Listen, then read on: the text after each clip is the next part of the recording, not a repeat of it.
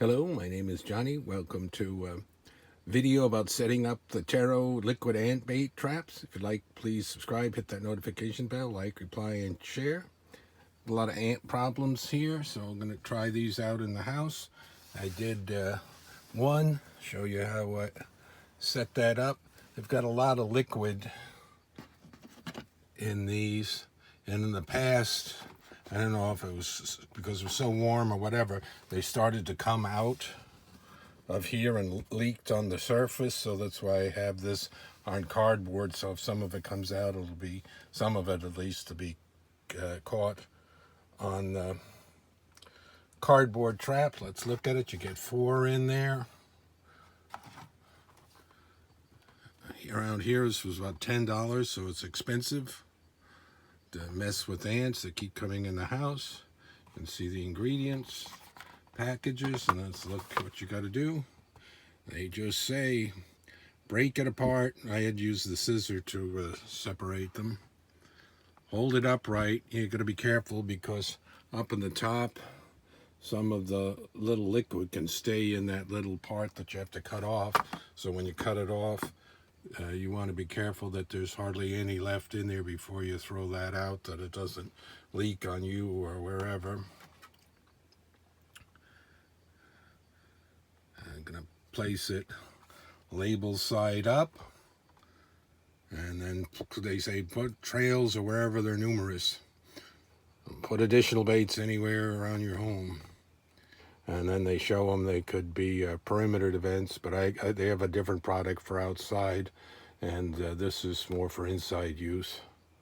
Monitor activity and do not interfere with them. Once they're controlled, place every so many months.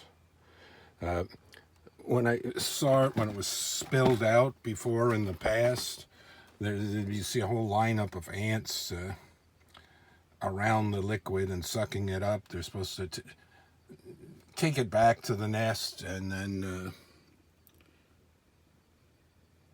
it's supposed to work back there, so it's not supposed to kill them instantly. Here, let me see if I can set this down a second. There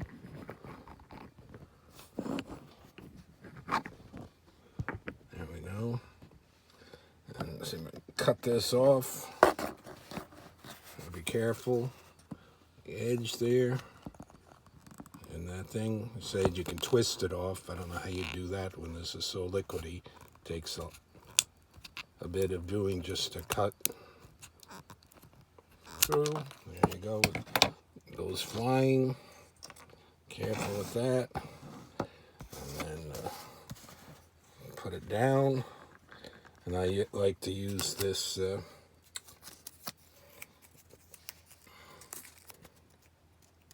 blue type tape, painter's tape, which isn't cheap either, nothing is. Put that down there, and then another one down here, and that should be enough to hold it.